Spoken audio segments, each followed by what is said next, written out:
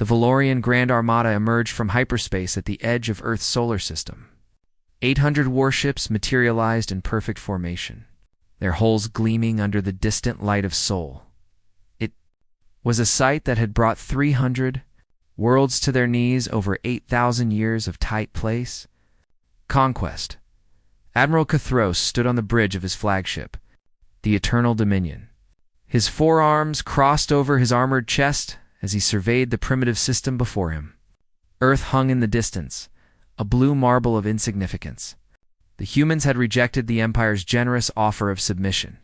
Now they would learn the price of defiance. Scan for their defense fleet, Cathros commanded. His tactical officer worked quickly at her console. Admiral, I'm detecting 47 vessels holding position near the fourth planet. They appear to be waiting. Cathros felt his secondary jaw twitch in amusement. 47 ships against 800. These humans were either incredibly brave or incredibly stupid. In his experience, primitive species were usually the latter. Open a communication channel, he ordered. The view screen flickered to life, showing a human female in a simple blue uniform.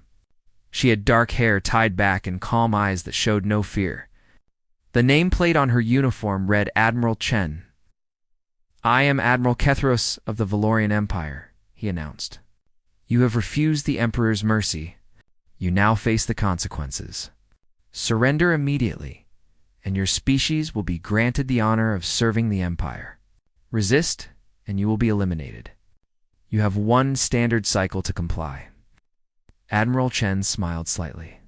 It was not the expression of terror Cathros expected. Instead, she looked amused. Admiral Cathros, thank you for the formal introduction and the warning, she said in perfect Valorian. We appreciate the 24-hour notice. However, we must respectfully decline your offer. Cathros leaned forward. You understand the situation? We have 800 warships. You have 47. This is mathematics, not negotiation. Oh, we understand perfectly, Chen replied. Mathematics is important, but so is context. We do have a request, though. Speak. We'd like to use these 24 hours for administrative purposes. Paperwork, final checks, that sort of thing. Would you mind terribly if we took the full cycle before we begin? Cathros was confused. Administrative purposes? What kind of military force worried about paperwork before annihilation? Still, their compliance with the time frame was acceptable. Perhaps they were preparing to evacuate their leadership. It didn't matter. He would grant them this small dignity. You have 24 standard hours. Use them wisely. Perhaps to say goodbye to your families. He cut the transmission.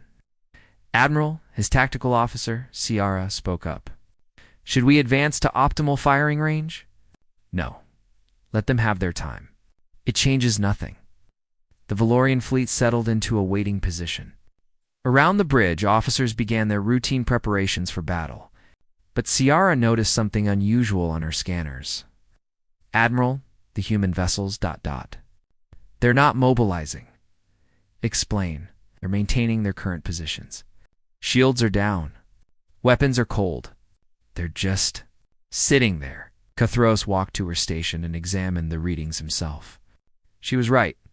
The human fleet showed no signs of preparing for combat. Instead, the ships seemed to be broadcasting signals to each other. What are those transmissions? He asked. Ciara filtered through the data. It appears to be entertainment signals, sir, and food preparation indicators. They're having some kind of social gathering. What? Cathros stared at the screen. They're having a party? Not exactly, sir. The signals suggest they're watching historical recordings. Multiple ships are synchronized to the same broadcasts. Cathros felt a strange unease. In 2 centuries of conquest, he had never encountered a species that responded to military ultimatums with viewing parties. Fear he understood. Defiance he understood. But this casual indifference was new. Monitor their activities, he ordered. Inform me of any changes.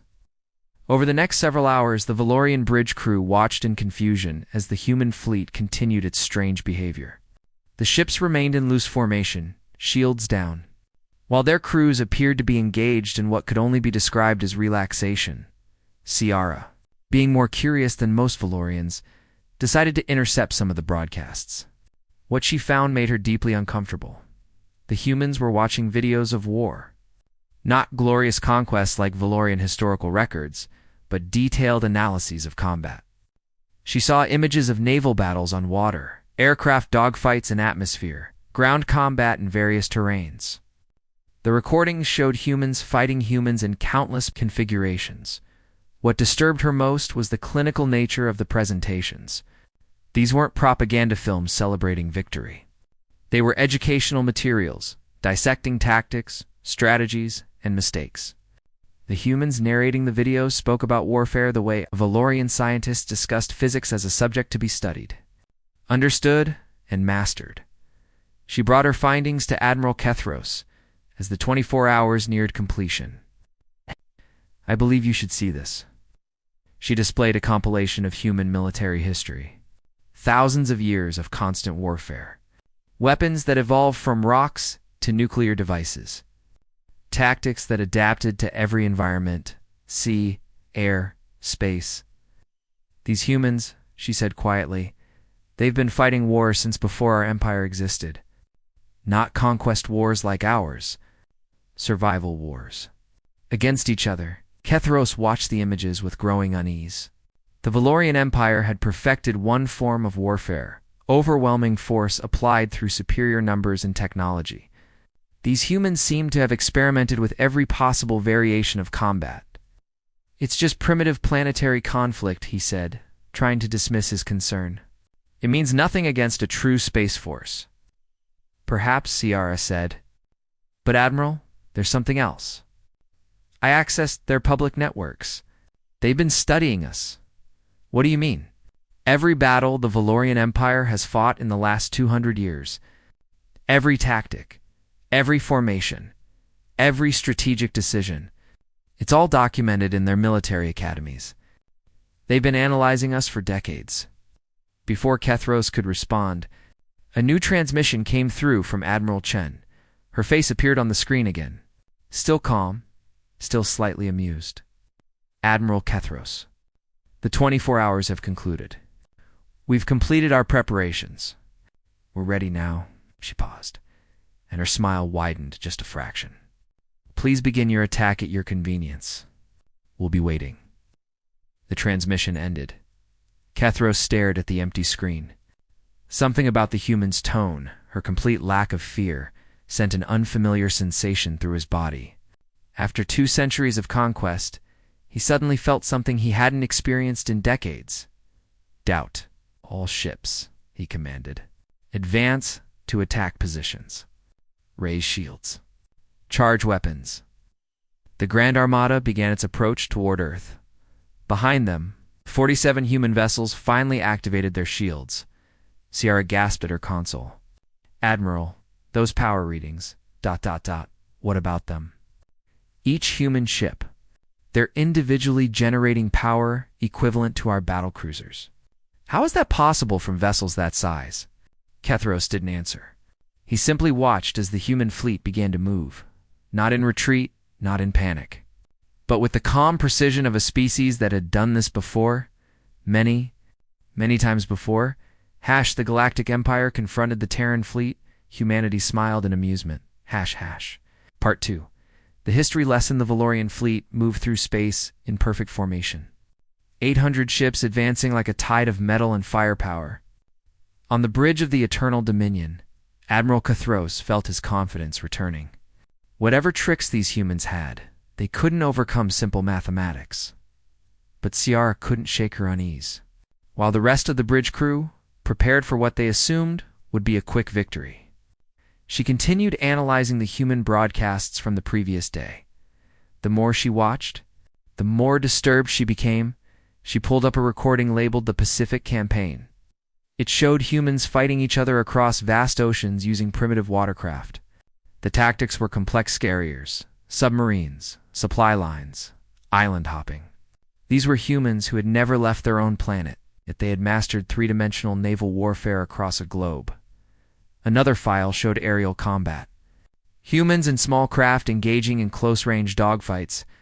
developing tactics for combat in atmosphere with limited fuel and ammunition. They called it energy management and situational awareness. The level of skill required was extraordinary. Then there were the ground campaigns. Humans fighting in frozen tundra, scorching deserts, dense jungles, and ruined cities. Every environment, every condition, they had names for different approaches: blitzkrieg, guerrilla warfare, combined arms, attrition, maneuver warfare. But what truly frightened Ciara was the analysis that accompanied each recording. Human military historians didn't just celebrate victories, they dissected failures with brutal honesty. Every loss was examined, understood, and learned from. Mistakes were documented and studied so they would never be repeated. The Valorian Empire had been dominant for so long that they had stopped learning. They used the same tactics that worked 8,000 years ago, because they always worked. Why change what wasn't broken? These humans seemed to operate on a different principle. Everything could be improved. Everything could be adapted, and complacency was death. Ciara accessed more human data networks, careful not to trigger any security alerts. She found their military academy's curriculum. Officers were required to study not just human warfare, but alien warfare as well. Then she found the files on the Valorian Empire. Her hands trembled as she opened document after document. The humans had detailed analyses of every major Valorian military campaign in the last 2 centuries. Every battle formation, every tactical decision, every strategic doctrine. The Battle of Cressex Prime documented and analyzed. The Siege of Tarthos, war-gamed from multiple angles. The Quellan suppression, dissected for tactical patterns. The humans had even created simulation programs where their officers could practice fighting against Valorian tactics. Thousands of officers, running thousands of scenarios, learning every possible way to counter the Empire's strategies. Tamira called out, "I need to show you something."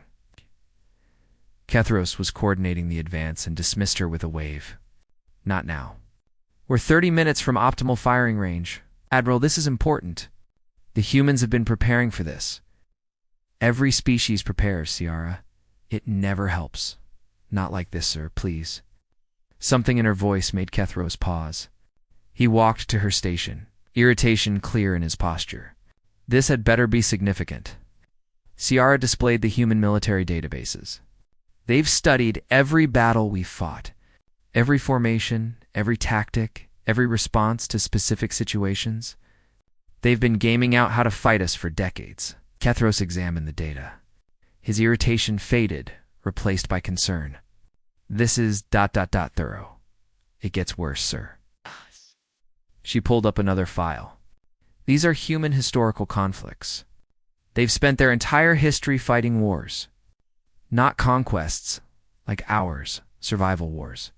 Wars where losing meant extinction."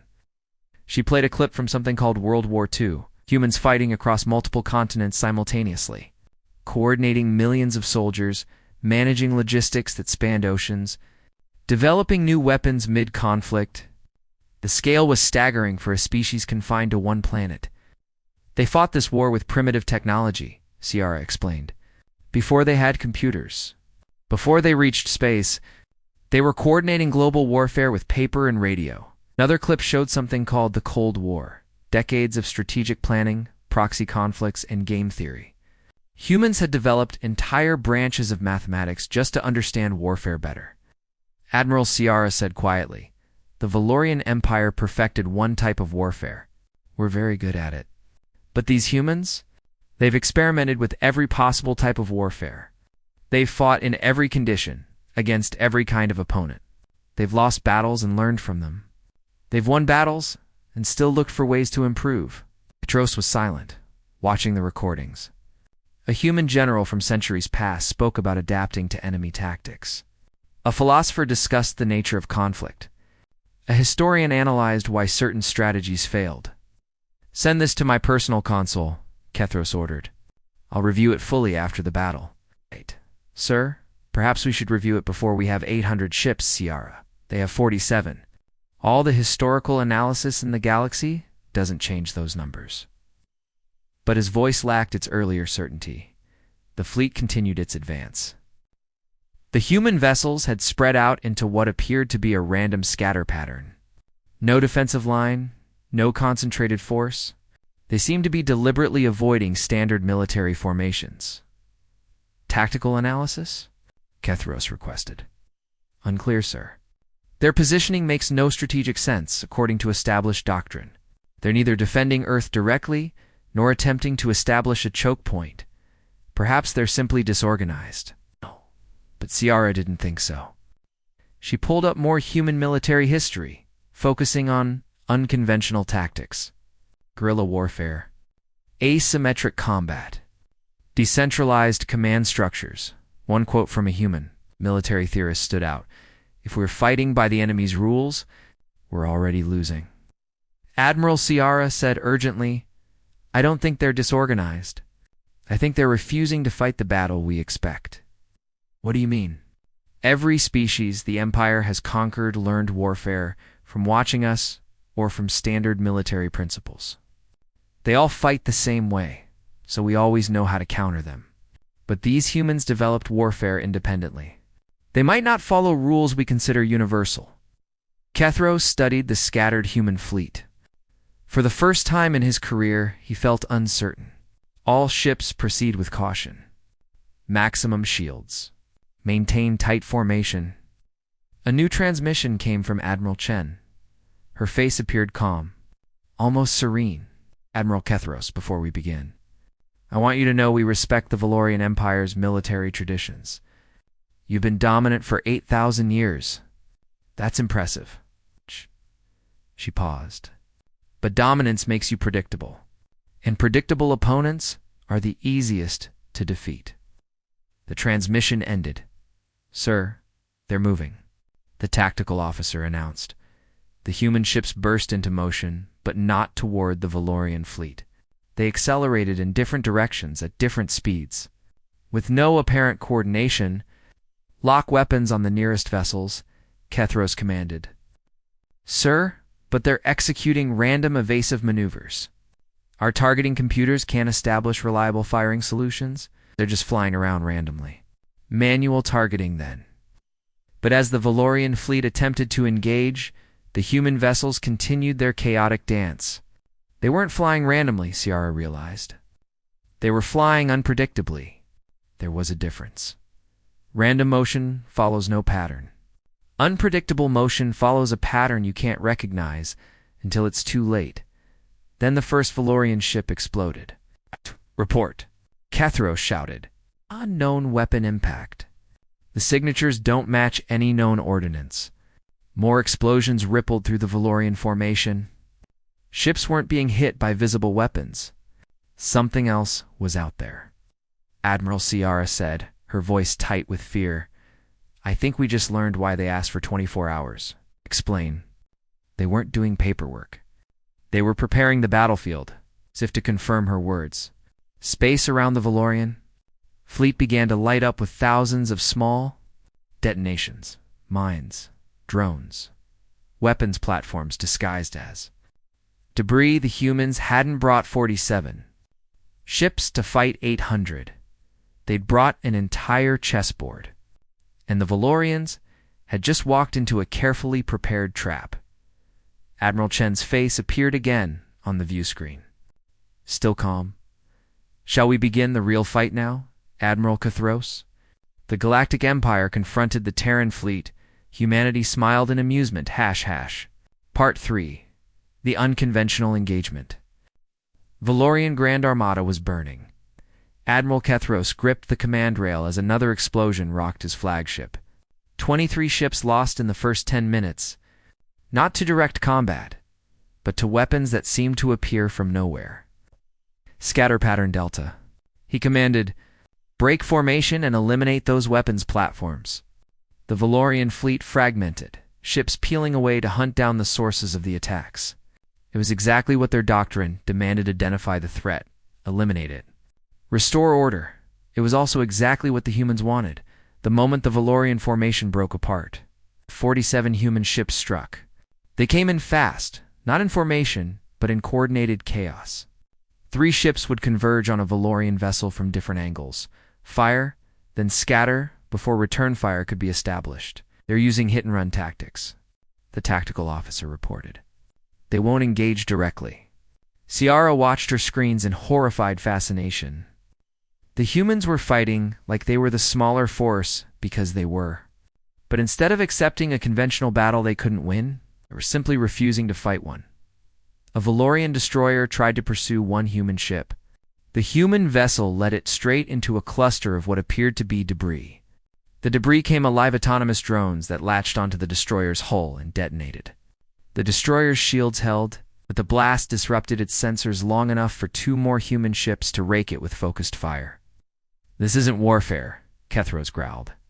"This is ambush tactics." Sir Ciara said carefully, "Perhaps that's the point. They're not trying to outfight us in direct combat. They're making direct combat impossible." Another explosion. Another Valorian ship crippled. Kethros ordered, "We'll create a defensive sphere and force them to engage properly." The Valorian fleet began to contract, pulling back into a tighter formation. It should have been a sound defensive move. In any conventional battle, it would have been. But as Ciara was learning, humans didn't do conventional. The human ships didn't press their attack. Instead, they retreated to maximum weapons range and simply waited, hanging in space like predators watching prey. "Why aren't they attacking?" Kethros demanded. Ciara was running calculations on her console. "Sir, I think they're analyzing our new formation. They're looking for weaknesses." There are no weaknesses in a defensive sphere. But even as he said it, Kethros knew it wasn't true. There were always weaknesses. It was just that most species didn't have the experience to find them quickly. Humans, apparently. Did the attack came from an unexpected vector above the Valorian formation's ecliptic plane? Human ships dove from what had been an irrelevant direction in 3-dimensional space, fired specialized missiles that didn't target ships but rather created massive electromagnetic pulses, then vanished before the Valorian point defense could respond. Half the Valorian fleet's targeting systems went offline. In that moment of chaos, the real attack came. Not from the human ships, but from thousands of small drones that had been drifting passively in space, looking like debris. They activated simultaneously, swarming toward the Valorian defensive sphere from every direction. The Valorians fired frantically, destroying hundreds of drones. But there were thousands. And while the fleet focused on the drones, the human ships attacked the gaps in their defense. It was a symphony of coordinated chaos. And the humans were conducting it perfectly. They're everywhere. A junior officer shouted, "How are they coordinating without a command center?" Ciara understood. Decentralized command structure. Each human ship is operating independently, but following a shared strategy. There's no command center to target, no command hierarchy to disrupt. Kethros was breathing hard, his forearms working multiple controls as he tried to regain initiative. "We're the Valorian Empire? We've conquered 300 worlds. We will not be defeated by one primitive species." He opened a channel to all ships. "Grand Armada, Offensive Formation Omega. We're going straight through their lines to Earth. Let's see them stop a concentrated assault." The Valorian fleet surged forward as one massive spearhead. It was the Empire's signature move, overwhelming force applied to a single point. It had broken planetary defenses for millennia. The human ships scattered before them, avoiding contact. For a moment, it seemed like Kethros' strategy was working. The path to Earth lay open. Then Ciara saw it. "Admiral, wait. It's a trap. They're letting us through. They want us to commit to this course." But it was too late. The Valorian fleet was already accelerating, momentum carrying them forward. And as they passed through the area the humans had abandoned, the trap sprang shut. Not with weapons, but with something far more devastating. Every ship in the Valorian advance suddenly lost communications with each other. Their quantum entangled come systems unhackable, unbreakable by any known technology simply stopped working. "What's happening?" Kethros demanded. "They're jamming us," Ciara reported. But that's impossible. Our communication technology is quantum-based. It can't be jammed. Apparently, the humans didn't know that, a dry voice said over the emergency backup channel. It was Admiral Chen, or we knew it, and found a way anyway. One of those two options. Kethros stared at the view screen in disbelief. The human commander appeared completely relaxed, as if she was discussing weather rather than warfare. How? He asked simply. You've used the same communication technology for 8,000 years? Chen replied. It's excellent technology, very secure, but predictable. We've been studying your public broadcasts for decades. Once we understood the principles, we found the weaknesses. Not in the technology itself, but in how you use it. Around them, the Valorian fleet was in chaos. Ships were colliding as they tried to maneuver without coordination. The tight formation that was their strength had become a liability. The human ships moved in, precise and deadly. They weren't trying to destroy the Valorian ships. They were disabling them, targeting engines, weapons, shields, surgical strikes that left the ships intact but helpless. Ciara pulled up casualty reports.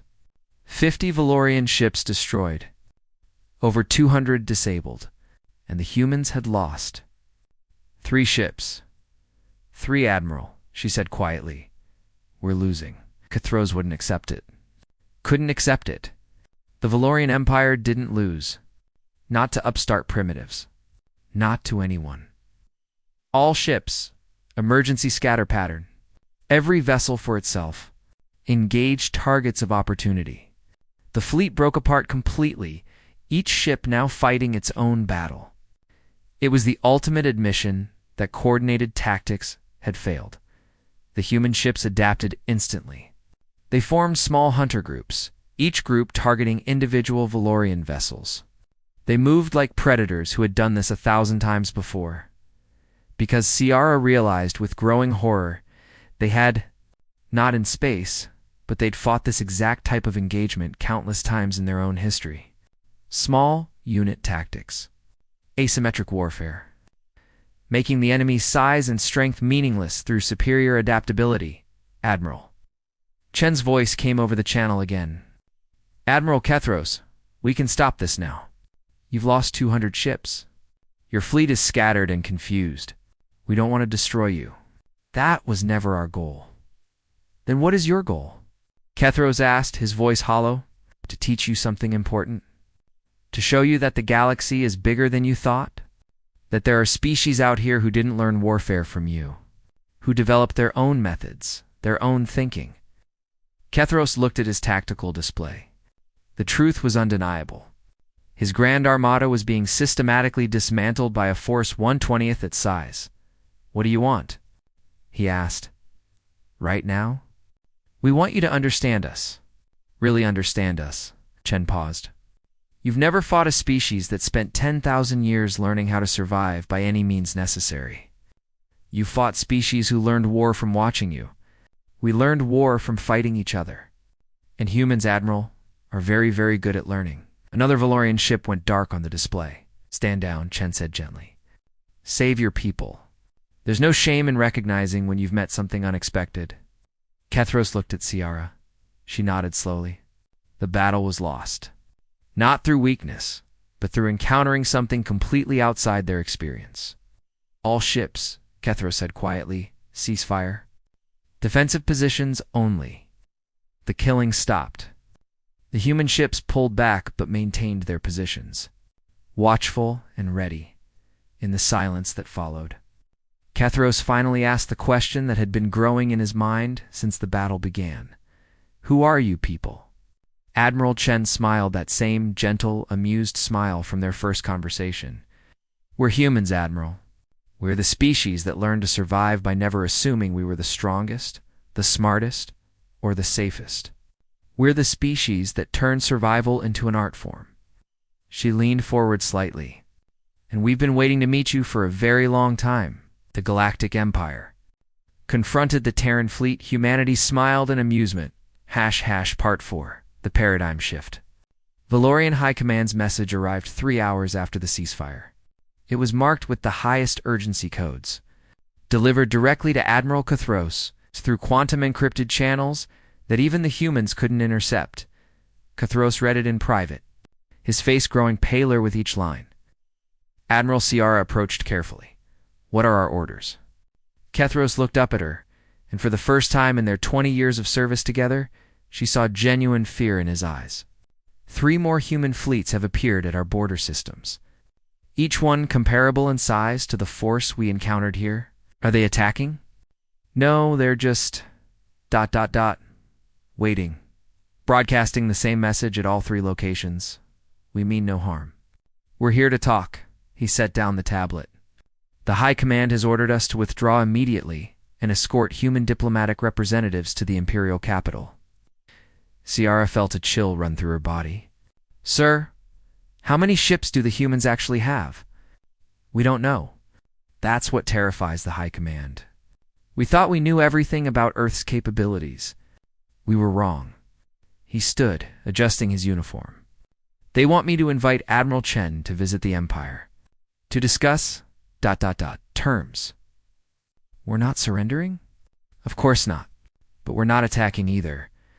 The High Command wants to understand what we're dealing with." Kethros paused. "I think they're as shocked as we are. For the first time in 8,000 years, the Valorian Empire has encountered something it doesn't understand." Admiral Chen accepted the invitation with grace. She arrived aboard the Eternal Dominion with a small diplomatic team. Unarmed and seemingly unconcerned about being surrounded by hundreds of Valorian ships, Kethros met her in the flagship's main conference room. Ciara attended as well, her curiosity overcoming her apprehension. Admiral Chen Kethros greeted her formally. "Welcome aboard." "Thank you, Admiral Kethros. This is quite a ship. Beautiful design." Chen looked around appreciatively, seemingly unbothered by the circumstances. "Before we discuss politics, I have a question. May I speak frankly?" "Please do. Why did you stop fighting? You still had 400 ships? You could have inflicted significant damage, maybe even broken through to Earth." Kethros was quiet for a moment, because I realized something during our engagement. You weren't fighting to destroy us. Every tactical choice you made was designed to disable rather than kill. You could have done far more damage, couldn't you? Chen nodded. We prepared for the possibility that we might need to destroy your entire fleet. But that was never our preferred outcome. Why not? Because war is the worst way to make first contact. We've made that mistake before in our own history. Too many times. She sat down at the conference table. "Admiral, may I show you something?" She produced a small holographic projector and activated it. Images appeared above the table. Human history, but different from what Ciara had seen before. These weren't battles. They were the aftermath. Destroyed cities. Devastated landscapes. Memorials to the dead. "This is Earth after what we call World War I, Chen explained. 17 million dead. We thought it was the war to end all wars. We were wrong." Another image. More destruction, on a larger scale. World War II, 75 million dead. We developed weapons that could destroy entire cities in seconds. We used them. More images followed. Smaller conflicts, but each one showing the same thing: destruction, suffering, loss. For thousands of years, we killed each other. We got very good at it. Extremely efficient. Chen's voice was soft but intense. And then something changed. After our last great war, we looked at what we'd done and asked ourselves a question. What if we took all that experience, all that knowledge about how to destroy, and used it to build instead? "You're saying you learned compassion from violence?" Kethros asked skeptically. "No, we learned that compassion is the only thing that makes survival worthwhile. Victory without honor, conquest without purpose, it's just destruction for its own sake." She looked directly at him. "Your empire conquered 300 worlds. But what did you build? What did you create that will outlast your fleets?" Kethros had no answer. SIA spoke up for the first time. "You mentioned your last great war. When was that?" "Almost 300 years ago? Small conflicts since then, but nothing global. Nothing existential." Chen smiled sadly. We spent 300 years learning to talk to each other instead of killing each other. It wasn't easy. Many people thought we'd forgotten how to be strong. But you didn't forget, Ciara said. No, we just changed what strength means. Being able to destroy is easy. Being able to choose not to destroy, that's harder. That requires real power. A new message interrupted their conversation. It was from the human diplomatic fleet at the Valorian border system of Krethos Prime. Chen read it and sighed. Admiral, I'm afraid we have a situation. One of your regional commanders has decided to test our resolve. He's attacking our fleet at Krethos. Kethros felt his stomach drop. I'll order him to stand down immediately. Already handled, Chen interrupted. We're disabling his ships now. No casualties. But this raises an important point. She pulled up tactical displays showing the engagement at Krethos Prime. The human fleet was systematically neutralizing Valorian vessels with the same surgical precision. They demonstrated at Earth. Empire has a problem, Chen said bluntly. You've been dominant for so long that some of your people can't imagine defeat. They'll keep testing us, keep pushing, until someone does something catastrophic. What do you suggest? Kethros asked, though he dreaded the answer. I suggest you let me take you to Earth, you and your officers. Let us show you what we've learned. Not just about warfare, but about what comes after. After the fighting stops, that's the hard part, Admiral. Anyone can destroy. Building something better takes real courage. Kethros looked at Ciara. She gave a slight nod. What choice did they have? Very well. We'll accompany you to Earth. The journey took 2 days. During that time, Chen arranged for Kethros and his officers to access human databases, not military secrets. History, philosophy, art, science, .sia are spent those 2 days immersed in human culture. She watched documentaries about their wars and their peace treaties. She read their philosophers, from ancient thinkers to modern ethicists.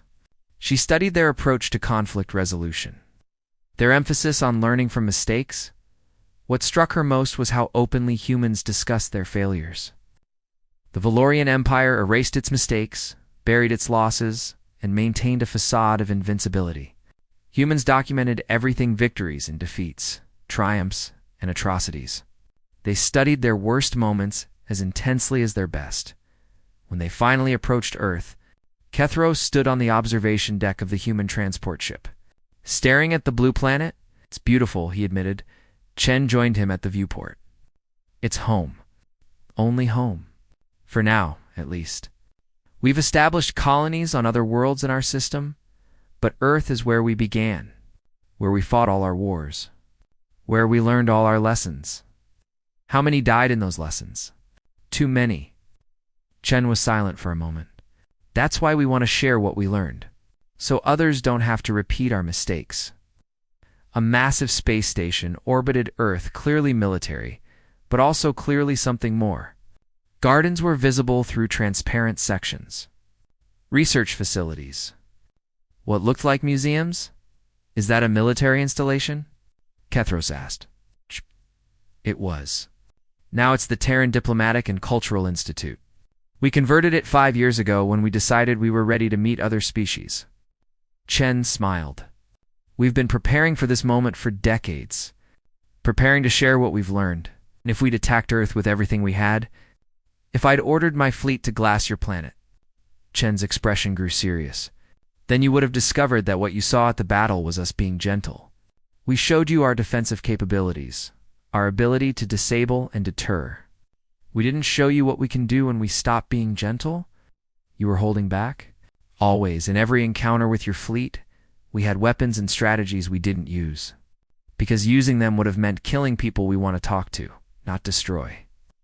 Kethros felt the weight of that revelation. The humans had defeated his grand armada while deliberately limiting themselves. The question wasn't whether humans could fight. It was whether anything in the galaxy could stop them if they truly wanted to win. But they didn't want to win. They wanted to teach. "What happens now?" he asked. "Now," Chen said, "you meet the rest of humanity. You see what we built after we stopped fighting ourselves? And then you get to make a choice. What choice? Whether the Valorian Empire continues down the path of conquest, or whether you're ready to learn a different way. She looked out at Earth.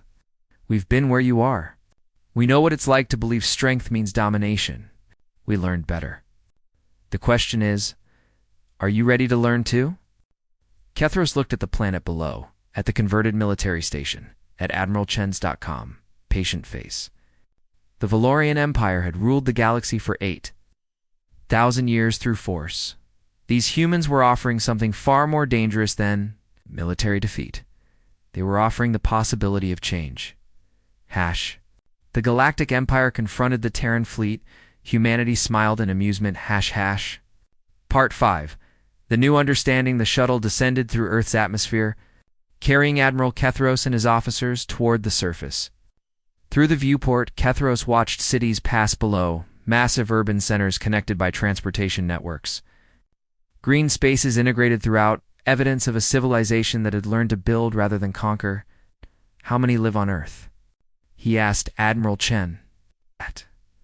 12 billion. We've spread to other worlds in our system, but most of us still call Earth home. 12 billion. The entire Valorian Empire, spread across 300 conquered worlds, numbered only 8 billion. These humans had built a civilization more populous than the Empire on a single planet. The shuttle landed at a facility that Chen called the Terran Military Academy. It didn't look like any military installation Kethros had ever seen. There were training grounds, yes, but also libraries, gardens, and what appeared to be memorial spaces.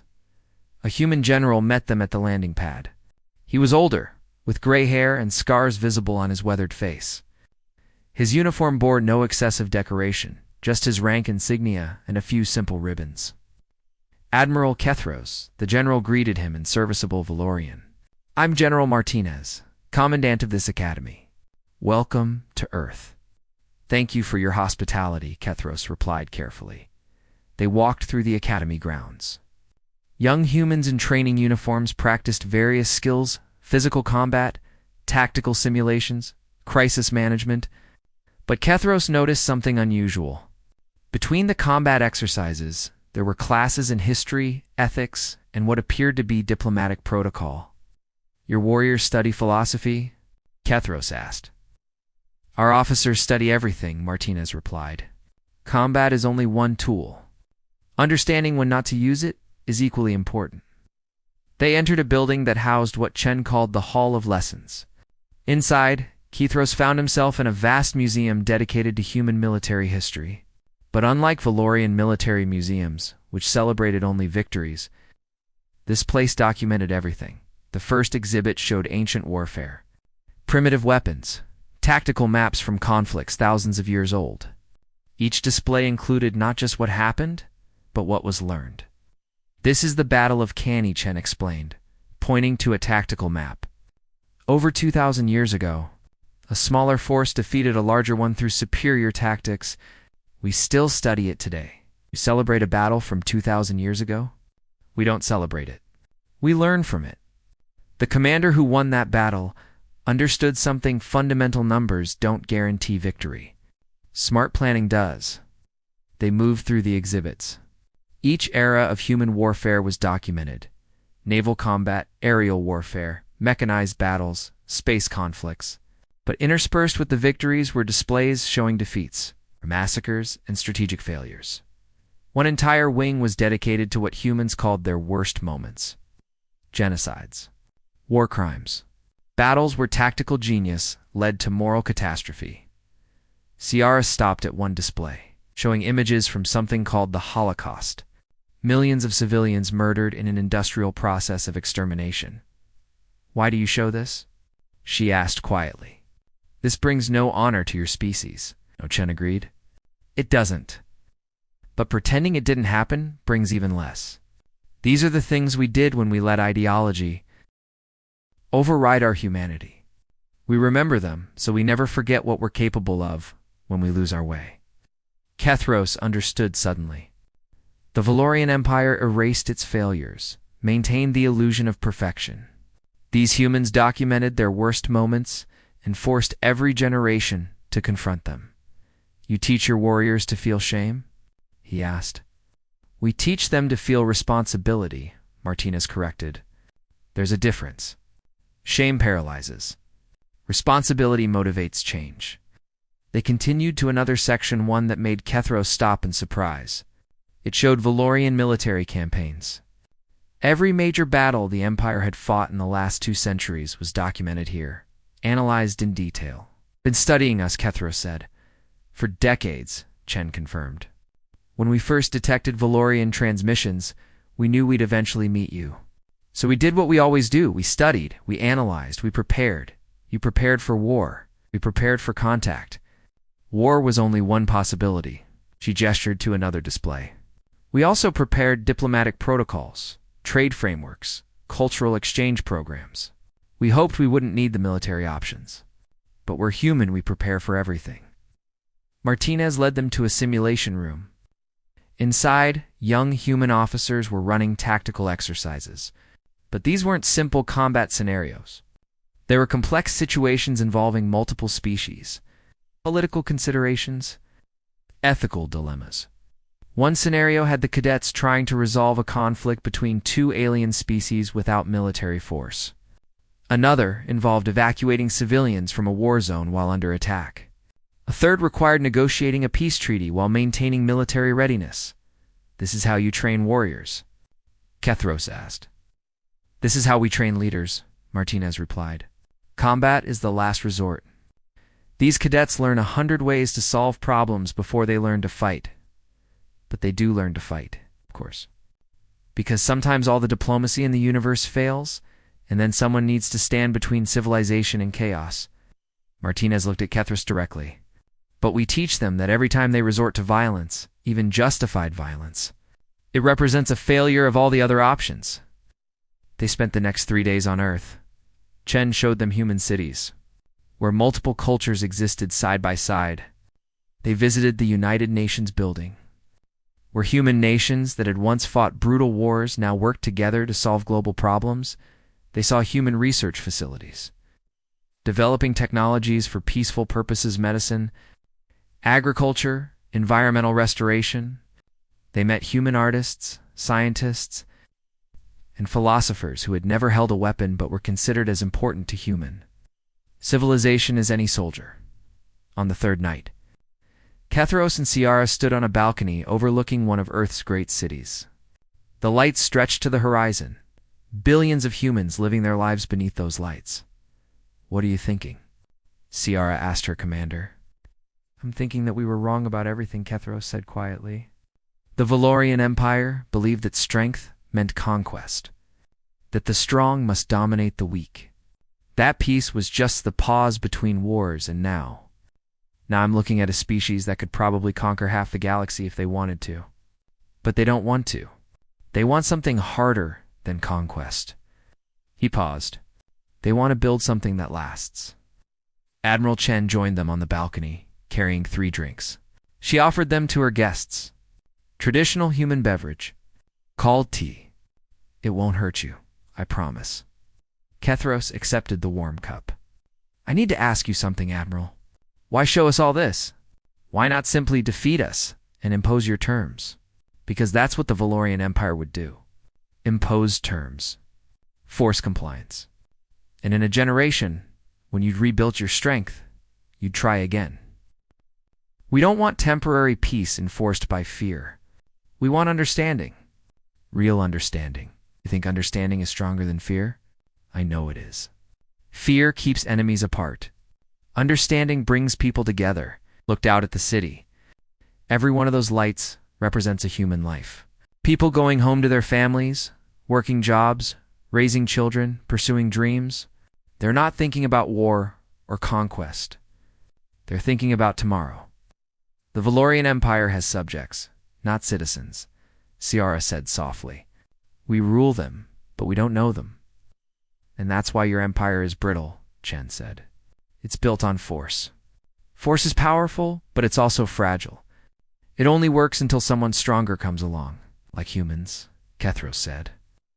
No, like anyone who decides they've had enough. Your 300 conquered worlds, How many of them stay loyal because they want to, versus because they're afraid to leave? Kethros had no answer. He'd never thought about it before. What do you want from the Valorian Empire? He asked finally. Nothing you're not willing to give, Chen replied. We want you to take what you've learned here back to your people. We want you to ask yourselves if conquest is really what you want, or if there's something better you could build. The High Command will never agree to abandon conquest. It's who we are. It's who you were, Chen corrected. Who you become is your choice. We can't make that choice for you. We can only show you the possibilities. Martinez approached them, carrying a data tablet. Admiral Kethros, I've prepared something for you to take back to your empire. A complete archive of human military doctrine, tactical innovations, strategic principles, everything we've learned. Kethros stared at the tablet in shock. You're giving us your military secrets? We're giving you our knowledge, Martinez said. What you do with it is up to you. Use it to conquer more worlds if you want.